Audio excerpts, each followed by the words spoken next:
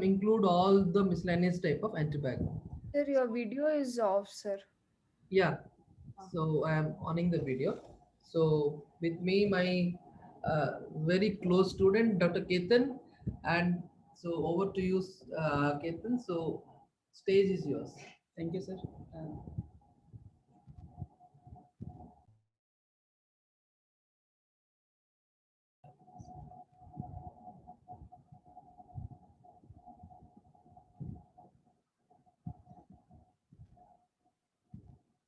Uh, till now we have already discussed the routine part of the antibiogram. Then we have already discussed how to modify, how to enhance our existing antibiogram. So there are some specialized types of antibiogram that's been mentioned in the CLSI document. To name a few, these are subtraction antibiogram. Then we have multifacility antibiogram. We have rolling type of antibiogram. We have syndromic antibiogram, and others are veterinary antibiogram and long-term facility antibiograms. So important ones for us are these four which I have marked: subtraction antibiogram, multifacility, rolling type, and syndromic. So we'll be discussing mainly these four types in discussion. So let's start with subtraction antibiogram. So what we mean by subtraction antibiogram? So basically the main meaning of subtraction antibiogram is when you want to compare two antibiogram data sets, two generated antibiogram data set, not to raw data sets, two generated antibiogram data set. If you want to compare, we make a subtraction antibiogram. So what are the various indications of those comparisons? Suppose I want to compare my current year data with my past year's data.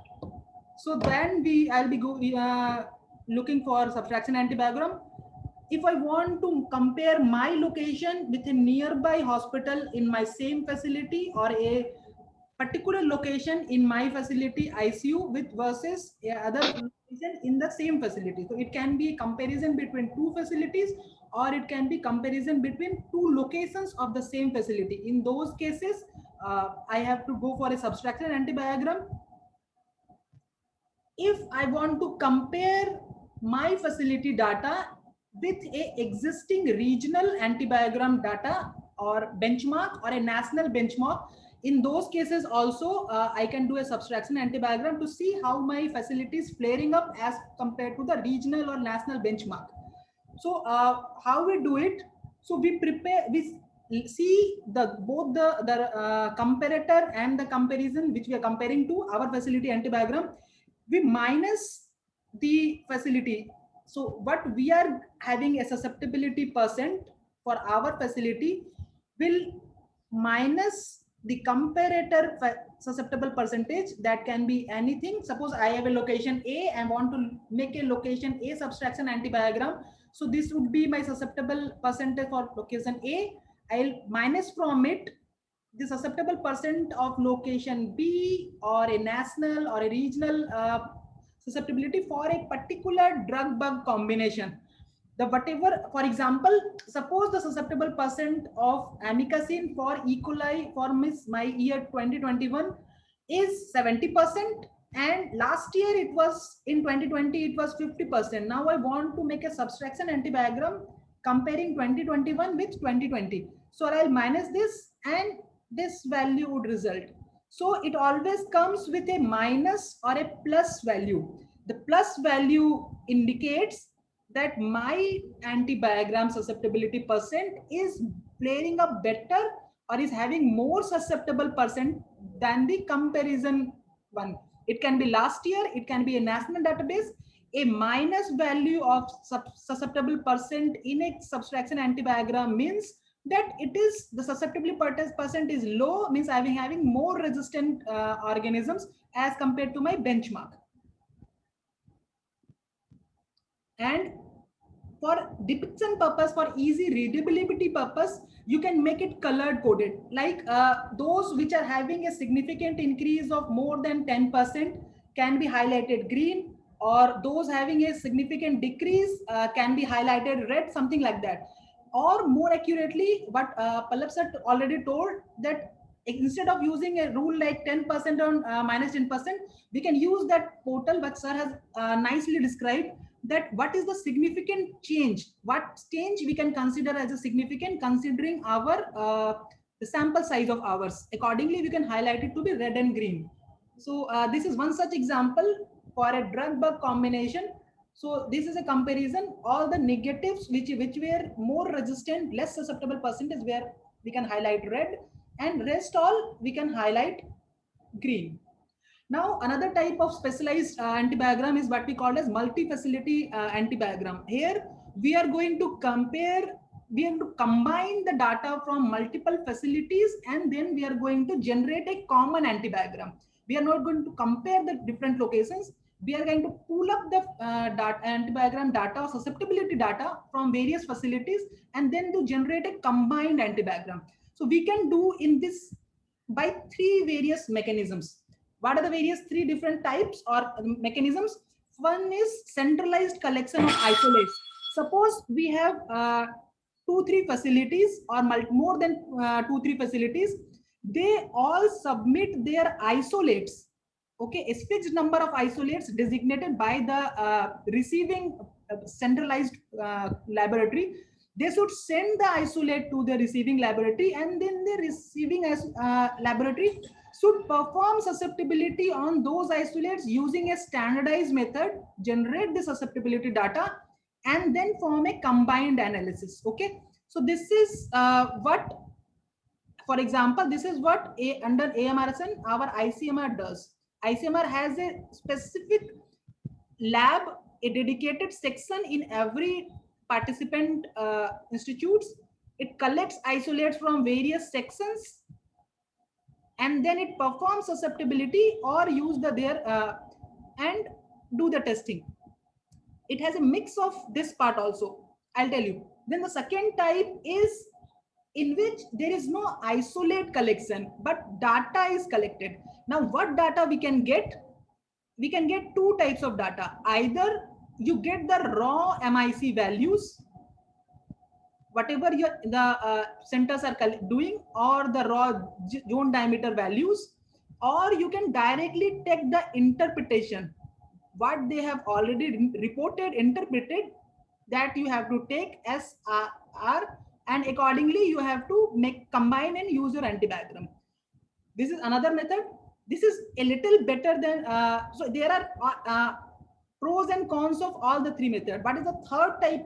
Third type is the most complicated and the most difficult one, in which already the facilities, like our facility 1, 2 and 3, all the facilities have already prepared their antibiogram. They are not giving us isolate, they are not giving us data or susceptibility. They are directly forwarding antibiogram to the centralized center, and that is just combining those antibiogram. This is the most poor form of centralized collection. So these are the three types of multi-facility antibiograms. Then a concept of rolling antibiogram is there. So either we can get a fixed duration antibiogram, like an annual antibiogram, which is prepared on a fixed day of a month of an year, like we prepared it suppose on 1st of Jan or something like that. Or there can be a rolling antibiogram, which I'll discuss. So this is what we called as real-time antibiogram or rolling average antibiogram. How to do? So it can be either a shifting time frame type, in which the length is fixed. Okay, so time frame dates can vary, but the length of analysis, that is like suppose 12 months. So I have finalized that the length can be is an annual one, the 12 months one, but I can change the time frame from any date to any date, meeting the 12 months criteria. This is one type. What is the another type is when I keep the length fixed and I keep the time frame also fixed. I'll tell you one example. Suppose my month data gets updated every time on 1st of Feb. Okay, so if I want to prepare an antibiogram and I'm accessing the data suppose on 15th of June 2021, then because I am accessing the data on 15th of June, and my data in my institute is updated monthly, on monthly basis, 1st of every month. Okay, then how I'll do it? I'll be taking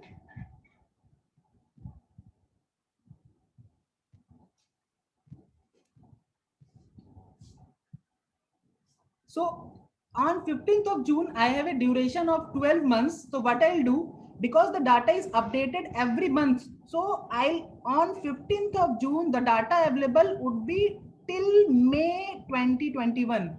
That would be updated on 1st of June in my institute. So what I'll do is I'll start collecting the data from June 2020, and I can collect the data till May 2021, a duration of 12 months, because updation is only at first of a month, not in between updation. So in those cases, but suppose the second time type, when I want to prepare, when I can shift the time frame as well as, so what I'll do, in those cases we can update it on a daily basis. The antibiogram kit keeps updated on a daily basis, on a real, it is a real live basis. So suppose I want to access my data on 15th of June, then I can get it till 14th of June, because my antibiogram data, whatever software I'm using, which is preparing antibiogram for us, it is updating every day at the end of the day, be it 5 p.m. or 6 p.m. or something like that. It is updating the data based on that day susceptibility report. So it is, so I can access data from, include data for rolling antibiogram for 1 year of analysis from June 15th till 14th of June. If my software is such that I have made subsettings like that, that it can update only monthly on first of every month, then I can access it from the last month till that last 12 months. Yeah. So I would like to tell that JIPMER, we have this facility of updation. So JIPMER, we have a daily update of antibiogram, and this is called as this is also called as live antibiogram. This is also called as live antibiogram because this gets updated every day. So after the reporting is over, the data will be automatically will be transferred from our software to the antibiogram, and the antibiogram data will get updated. It has potential advantages and potential disadvantages. Difference between rolling antibiogram and our annual antibiogram, which is generated usually updated once in a year. So because it is the most current updated data, so for empirical choice, deciding on the empirical antibiotic, this is the most updated list what a clinician can get out of a clinical microbiology lab. However, it has few limitations, that if you want to do a year to year trend analysis, that what was my susceptibility pattern last year, how it is flaring up this year, if this kind of analysis you want to do, you cannot do it in real time, because it is every time updating. So if you want to do a real back-end analysis, that last year's data with this is data, something like that, then you cannot use a rolling antibiogram. For that, you have to have an annual antibiogram. Suppose you have an antimicrobial policy that is updated every year.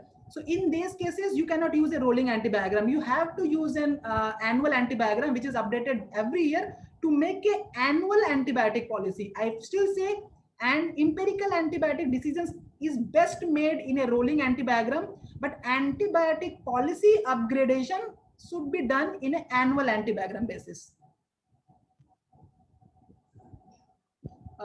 Then there's another type called syndromic antibiogram. This is very much useful for clinician purpose. So you can make an syndromic antibiogram on the basis of all patients, including sepsis, all patients, including community associated pneumonia, VAP cases. So these antibiograms can be made in two ways possible. So if you have the clinical information available, you should make it on the basis of clinical information like symptomatology of the patient. Suppose you don't have a clinical information, or you once in a while get the clinical information, then even you can make that on the basis of sample you receive. So if I get a bloodstream infection that is supposed to be a sepsis profile, if I'm getting an OPD patient with lower respiratory tract sample, this is supposed to be a community associated pneumonia. Similarly, a ET sample or a tracheostomy secretion sample is most probably, it's a can be included as a ventilator associated pneumonia. So similarly, these syndromic antibiogram, it is very helpful for clinicians purpose. Then we'll be going into use of antibiogram. Sir will be discussing this part. Yeah, so use of antibiogram, like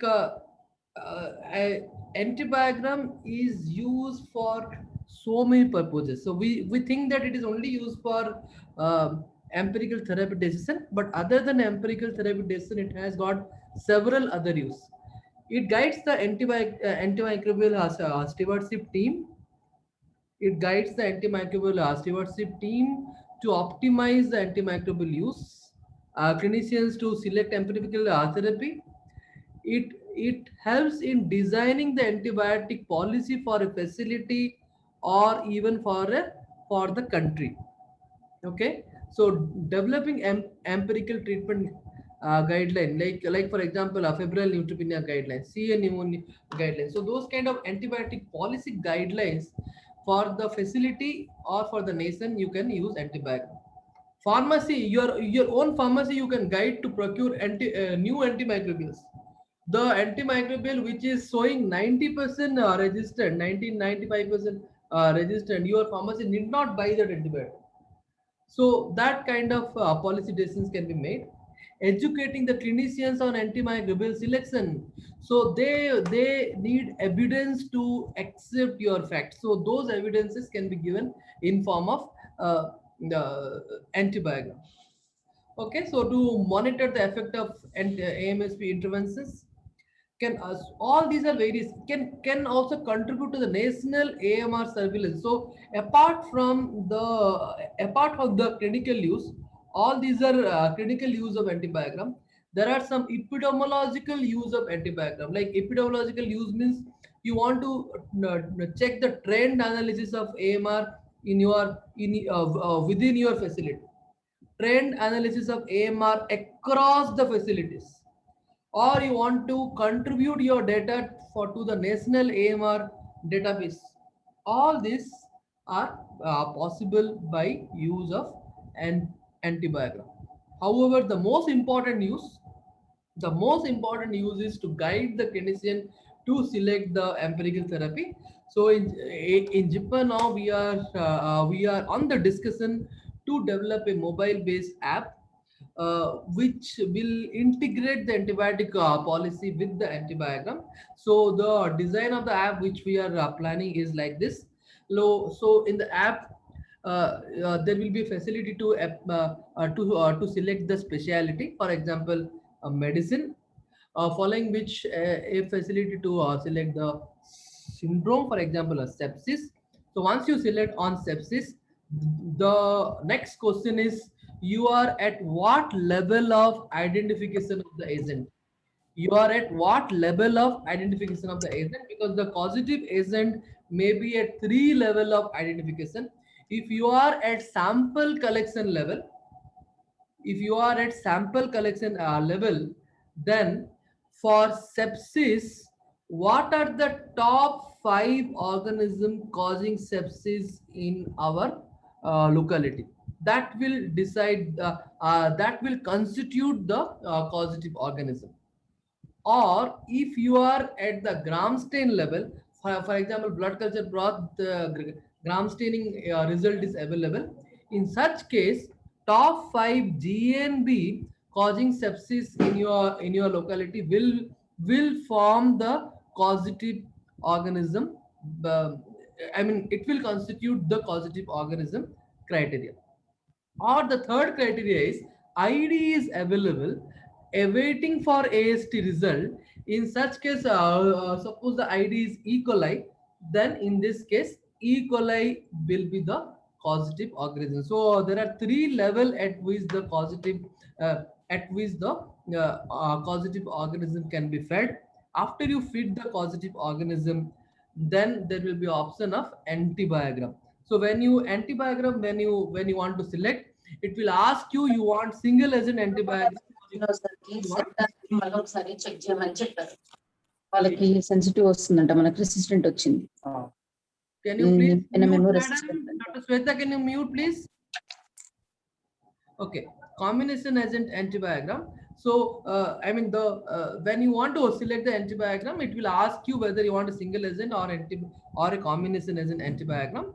And after you apply, you want a single agent or a combination agent antibiogram, then the antibiogram will be generated with the question that the antibiogram agent will be generated with the question that what is your patient type, because when the antibiogram will be generated based upon the patient type, the flagging can be done. For example, ICU patient, sick patient, past history of MDRO, all these are the situation where we can flag the antibiotic with more than 90% sensitivity. So the see antibiogram, when you select the whole antibiogram will be displayed. However, in the displayed whole antibiogram,